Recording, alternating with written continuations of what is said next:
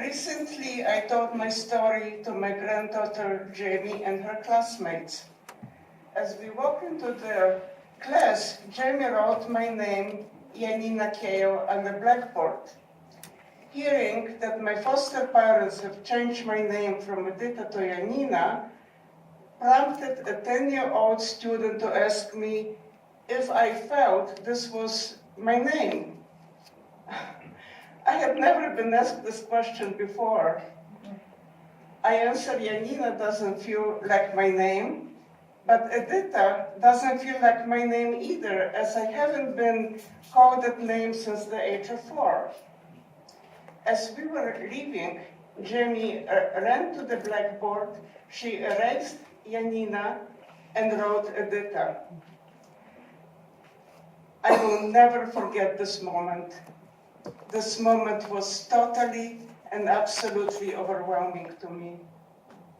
In a split second, Jamie, the child, showed me her understanding and interest. It made me realize that my story is worth telling, no matter how fragmented I feel my memories are. My story is worthy.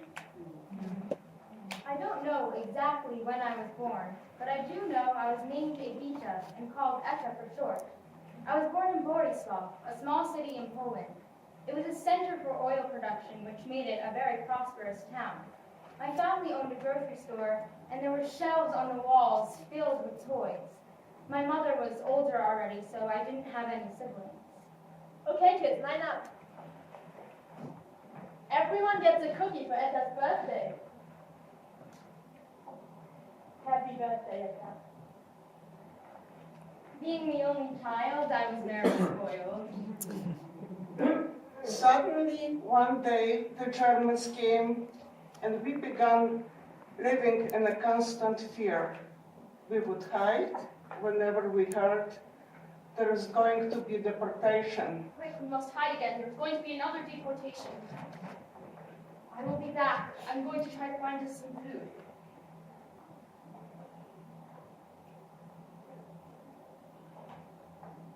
I have milk. Here, Eta, drink this. Ew, no, that looks yucky.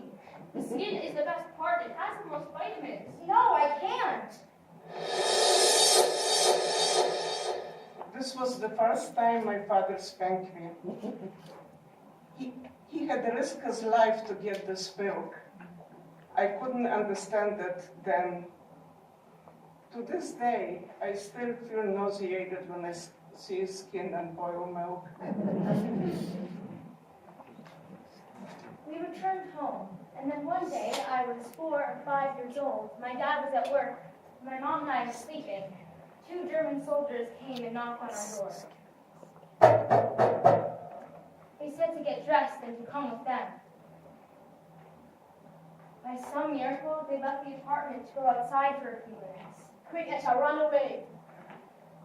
We lived on the ground floor, so I jumped out of the window and ran to a shed we used for storage.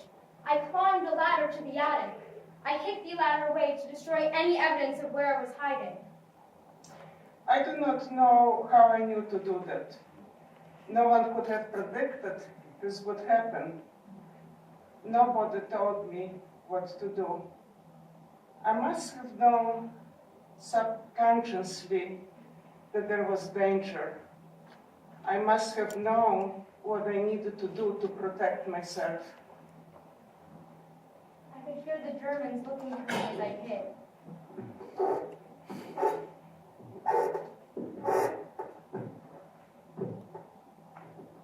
They did not find me. We went back to the apartment. My mother had gotten dressed, and they took her away. This was the last time I saw the dearest person in my life, my mother. Only now do I have courage to look my memories closer. I have waited almost 80 years to allow myself to cry for her and for my lost childhood.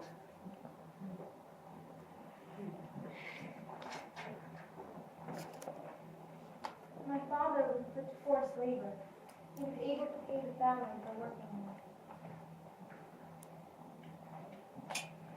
We will take her. We have 17 other Jews hiding here in our basement. You don't look very Jewish, so you can be upstairs with us. We will call you Janina, as that is a very popular Christian name.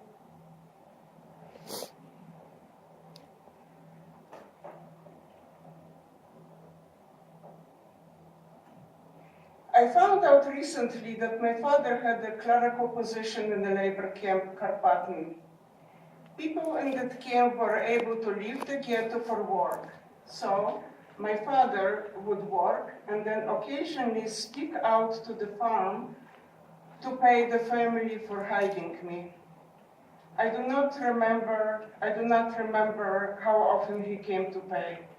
I do remember we couldn't speak to each other because it was too risky. The family was very good to me. I remember going to church with them. I remember they gave me chores to do. The neighbor boy came over one time. He was very curious about me as I was this new little girl. One day he asked me, when you sweep the floor, do you keep your right hand on top or your left? My right, I told him. He said he was wondering because Jews do everything upside down. I knew instinctively what he was really asking me, so I gave him the answer he was looking for. Janina, the Germans are coming to look for the Jews. Run and hide in the cornfields. Since I was shorter than the corn, I was able to hide myself. Soon after that, the war ended. I do not remember hearing how it ended or the moment my father came to take me. But I do remember that Borislav became part of Russia, so we have to leave.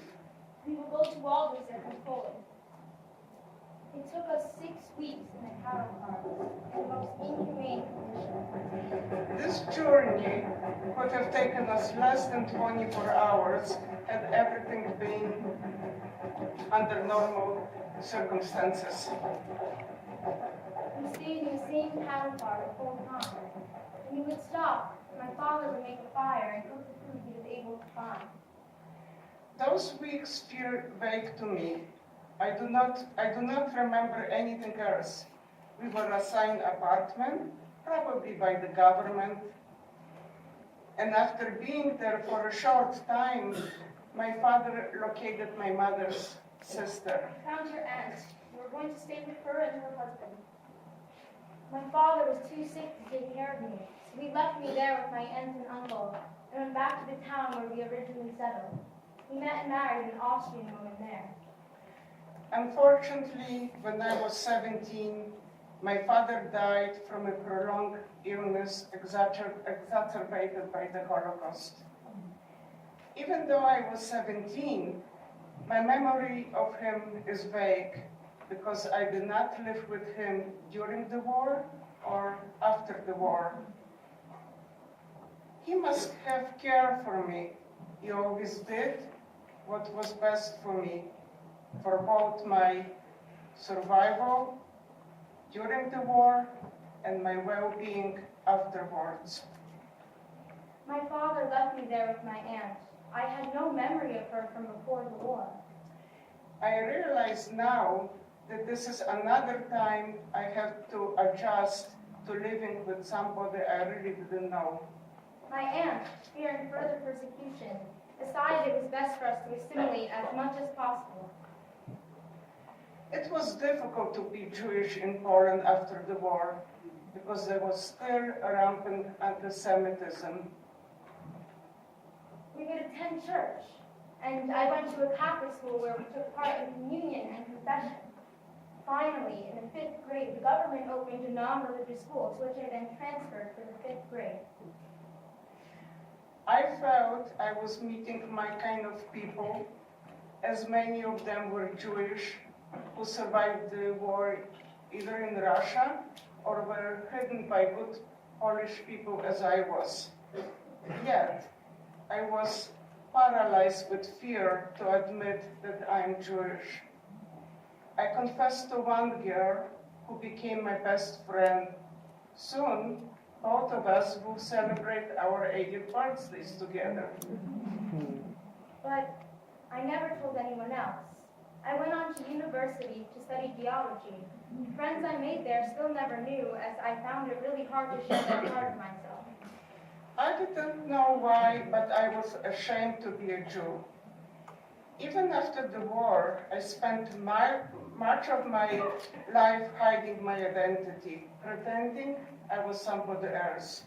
I always knew I was Jewish, but felt free to say it only when I came to the United States. I worked as a geologist for 1 year, and then I came to the United States by my Uncle David's invitation. Since I didn't know English, I couldn't work as a geologist. So my friend Einstein Weinfeld took me by the hand and enrolled me at Hunter College for the medical record profession, and I'm still working in that field to this day. My Uncle David realized that there was no future for me in Poland. At first, I didn't know if I wanted to stay in America. I felt guilty leaving my friends and family. While I was trying to make up my mind, my family introduced me to Emil, who charmed me into staying in the States. We fell in love, we got married, we had 2 children together. I'm very proud of what my daughters have achieved. Both became educated professional women. Both are now wonderful mothers with families of their own. Emily was a very loving and devoted father, but unfortunately, after 13 years we separated. He was also a Holocaust survivor. We each struggled separately and painfully with our own experiences. Eventually, I met my second husband who had not lived through Holocaust. He was calm and easygoing, a blessing for me. Witness theater has also been a major blessing for me. I'm so grateful to this group for helping me to see my life with greater understanding and passion for myself.